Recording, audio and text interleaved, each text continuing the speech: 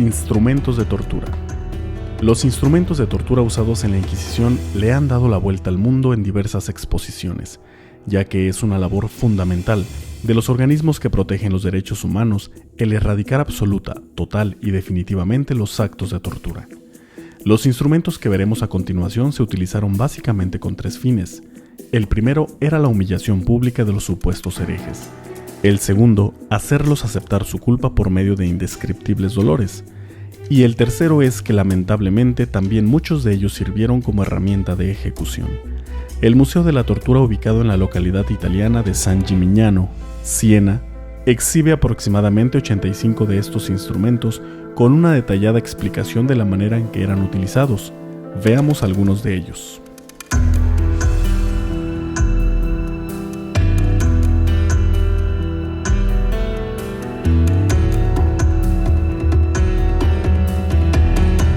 La doncella de hierro.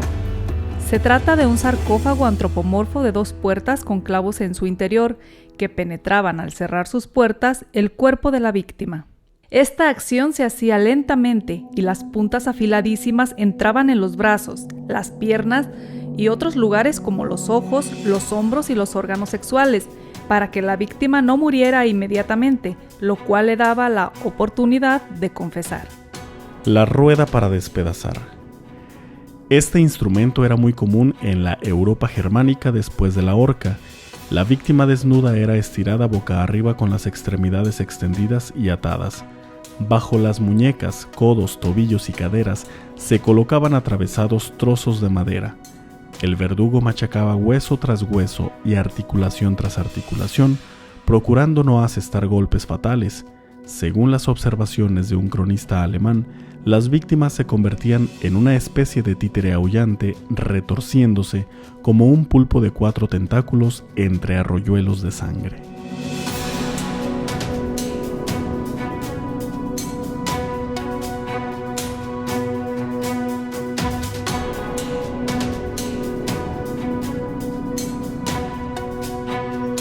La cigüeña. La inmovilización no es el único fin de este aparato, pues además de que la víctima atada de esta manera puede ser golpeada, pateada, quemada y mutilada a placer, la cigüeña provoca en la víctima a los pocos minutos fuertes calambres, primero en los músculos abdominales y rectales, y luego en los pectorales, cervicales y de las extremidades. Con el paso de las horas, los calambres conducen a una continua y atroz agonía. La jaula colgante. Este es un instrumento que abundaba en los paisajes urbanos todavía hasta finales del siglo XVIII, en el exterior de las catedrales, edificios municipales, palacios de justicia y todo tipo de murallas. Las víctimas desnudas o casi desnudas eran encerradas dentro y colgadas. Sucumbían de hambre y de sed, por el frío del invierno o el calor y las quemaduras solares del verano. A menudo habían sido mutiladas y torturadas para mayor escarmiento. Los cadáveres en putrefacción generalmente se dejaban in situ hasta el desprendimiento de los huesos. La cuna de Judas. Un cinturón colgante detenía a la víctima sobre este instrumento que era una pirámide de madera, de tal forma que el ano, la vagina o la parte debajo del coxis de la víctima presionaba sobre la punta según lo fuera bajando el verdugo, siguiendo las órdenes de los interrogadores. No solo podría llegar a caer todo el peso del cuerpo, sino que también sacudían a la víctima o la hacían caer repentinamente sobre la punta. Sobra decir que si la víctima no moría en el acto, seguramente era retirada en condiciones bastante lamentables que terminaban por ocasionar su muerte más adelante. El aplastacabezas. Como su nombre lo indica, este artefacto era colocado en la cabeza de la víctima. Le colocaban la barbilla en la barra inferior y el casquete era empujado hacia abajo con el tornillo. Primero se destrozaban los alvéolos dentarios y después las mandíbulas. Llega el momento en que el cerebro escurre por la cavidad de los ojos y entre los fragmentos del cráneo. El cepo. La víctima era aprisionada de manos y pies en las aberturas correspondientes y expuesta en la plaza pública, donde la chusma, en el mejor de los casos, le provocaba, abofeteaba y embadurnaba con heces y orina la boca, orejas, nariz y pelo. Luego podían ser golpeados, lapidados, quemados, lacerados o gravemente mutilados.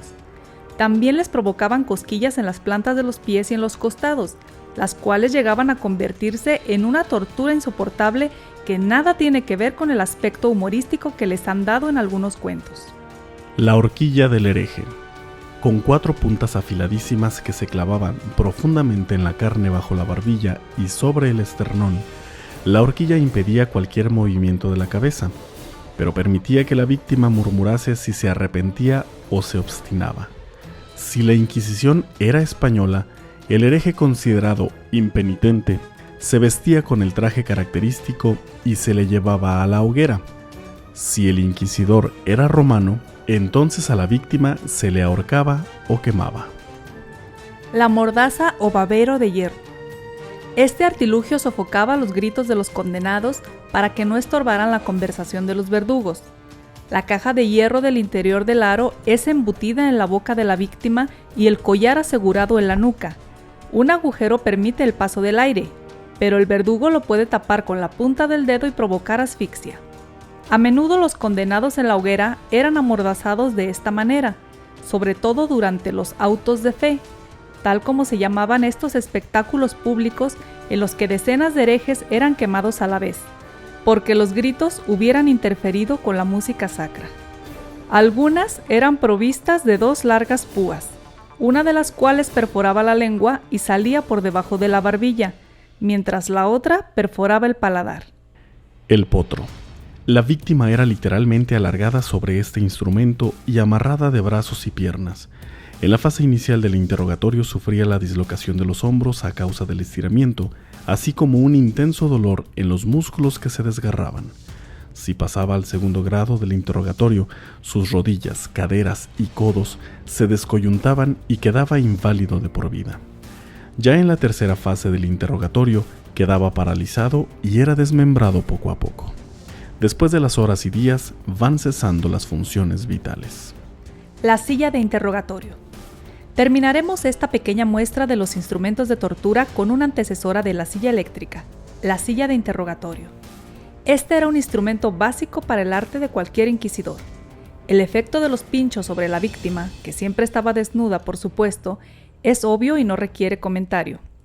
Esta sufre atrozmente desde el primer instante del interrogatorio, que podía ser más intenso si se aplicaban sacudidas o golpes. Este artefacto era a menudo hecho de hierro, de manera que se podía calentar con un brasero o una antorcha. Hoy esta función se realiza con electricidad. Lo más sorprendente de todo es que a pesar de los siglos y la evolución de los gobiernos, al igual que la Inquisición, los instrumentos de tortura, lejos de desaparecer, solo se han modernizado. Artefactos como la cuna de Judas se siguen utilizando en muchos países latinoamericanos y de otras partes, a veces de manera clandestina y otras no tanto. Lo mismo sucede con el aplastacabezas, que ahora solo se cubre de un material esponjoso para que no deje huellas en la víctima. Los inquisidores modernos siguen entre nosotros. ¿Hasta cuándo?